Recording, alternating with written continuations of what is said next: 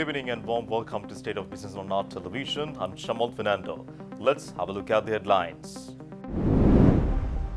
Australian moves to strengthen economic integration with Sri Lanka. Government launches initiative to revitalize Sri Lanka's dairy industry. Now the news in detail. President Anru Kumar Dissanayake met with Australian Deputy Prime Minister Richard Marles, aiming to strengthen the long-standing diplomatic and economic ties between the two nations.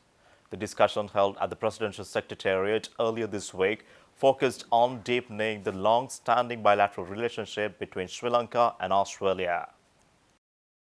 President Dissanayake emphasized Sri Lanka's progress towards economic stability and outlined his administration's ongoing anti-corruption and anti-fraud measures. He also expressed gratitude for Australia's continued support in maritime security, particularly in curbing illegal trade, human trafficking, terrorism and arms smuggling. Deputy Prime Minister Marles reaffirmed Australia's commitment to strengthening ties with Sri Lanka's new government, especially in areas of trade, investment, defence and tourism. The Australian delegation included High Commissioner Paul Stephens, Defence Secretary Gregory Moriarty and other senior officials. Representing Sri Lanka were Dr. Nandika Sanath Kumarnayake, Secretary to the President, and Roshan Gamage, Additional Secretary. During his visit, Deputy Prime Minister and Minister for Defence of Australia Richard Marles also met with Minister of Foreign Affairs, Foreign Employment and Tourism Vijitha Herath. The talk centred on strengthening cooperation across political, economic and security spheres. Minister Herath emphasised the importance of people-to-people connections and invited Australian travellers to explore Sri Lanka as a preferred tourism destination, highlighting its potential to boost the local economy. Deputy Prime Minister Marles commended Sri Lanka's progress in stability, development and regional cooperation, reaffirming Australia's commitment to supporting these efforts.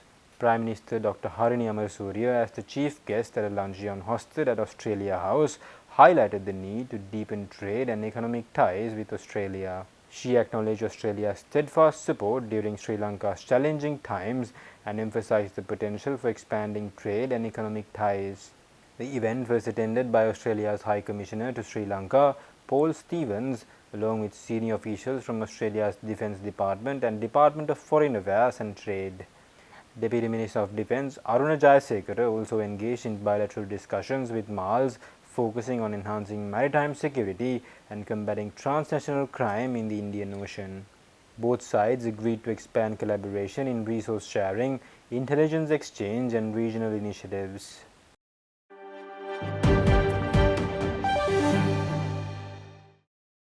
President Anru Kumar Dissanayake launched an initiative to revitalize Sri Lanka's dairy industry, aiming to transform the sector into a more efficient and sustainable enterprise capable of meeting domestic demand. During a meeting held at the Presidential Secretariat, President Dissanayake engaged with senior officials from the Ministry of Agriculture, MILCO and the National Livestock Development Board. The discussions focused on streamlining operations and leveraging existing resources to position the dairy sector as a market-driven and cost-effective industry. The President underscored the need to reduce production costs and boost efficiency across the sector. Highlighting the early progress, officials from MILCO reported an increase in production capacity during the first quarter of this year compared to the same period last year.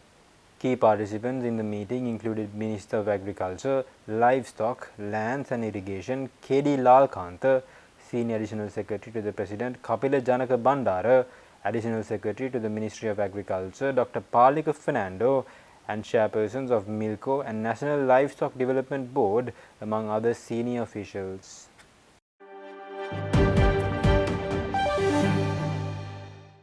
Stay tuned. We will return after this commercial break.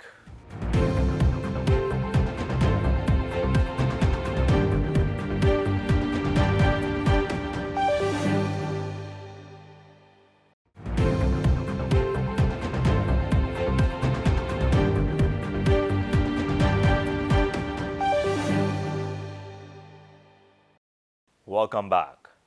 The Cabinet of Ministers has approved drafting new legislation to establish a public-private partnership unit under a formal legal framework, marking a step in streamlining investment facilitation in Sri Lanka. Cabinet spokesman and Minister Dr. Nalinda Jaitis announced the decision during the weekly media briefing recently. The proposed PPP unit will initially function under the Ministry of Finance, Planning and Economic Development, temporarily headed by the Senior Additional Secretary to the President for Finance and Economic Affairs. Dr. Jayatissa stated that this initiative aligns with President's policy vision outlined in the 2025 budget, emphasizing the importance of robust legal and institutional frameworks to attract local and foreign investments. The government also plans to introduce a new PPP Act to strengthen investment promotion and enhance economic competitiveness. Highlighting the long-term vision, Dr. Jayatissa noted that the goal is to establish an independent PPP authority to serve as a central facilitator for public-private ventures. While institutions like the Board of Investment already support investments, the increasing volume of inquiries underscores the need for a dedicated and permanent body to streamline the process.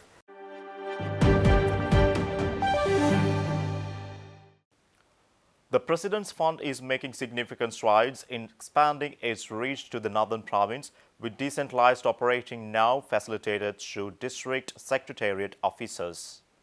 According to a press statement released by the Presidential Media Division recently, this move aims to enhance access to medical assistance and other services for people in the region. A training program has been scheduled for the 21st of June 2025 at the Kilinochchi District Secretariat. It will focus on equipping district secretaries and officers from Jaffna, Kilinochchi, Mullaitivu, Mannar and Vaunia with the skills to manage the computerized online system. The primary objective of this initiative is to ensure more efficient service delivery and increase the number of beneficiaries in the northern province.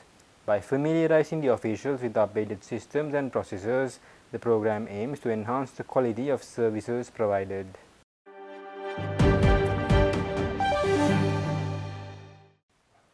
The Public Utilities Commission of Sri Lanka has officially launched public consultations on the proposed second electricity tariff revision for the year. The PUCSL plans to extend these consultations to the provincial level in the coming weeks, an effort to ensure island-wide public engagement in shaping the country's electricity pricing policy. Island-wide public engagement included consumer advocacy groups and members of the public sharing their insights and concerns on the proposed tariff changes. The proposed revisions came amid broader conversations about rising energy costs, supply sustainability, and the economic pressures impacting both utility providers and consumers. The Commission said this consultation process was a key step in reinforcing public trust and regulatory accountability. The PUCSL urged all stakeholders to participate and make their voices heard, as decisions made in the coming weeks were expected to have a direct impact on electricity bill for the country. ක්‍රමවත් අධ්‍යයකින් පසු මෙම බලාගාර මිලදී ගැනීම විදුලි බණ්ඩලයට වාසිදායක වේ නිරීක්ෂණය වන්නේ නම් ඒ පිළිබඳ කාර්ය සභාවට ඔන්න ඔය වගේ දූෂණ වංශ වැලක් කියන්න පුළුවන්. There's a claim to increase the tariff by 18.5%. They claim that loss of some 18 billion was made during the first quarter of the year, and also claim that the rainfall was lower, therefore they could not use much hydro, that's why it led to the loss. The questionable accounting system have been talked about here, so that is a very important issue that has to be sorted out. Until you do that one, all these arguments are no use.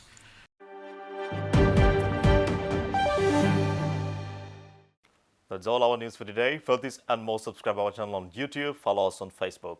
Take care and good night.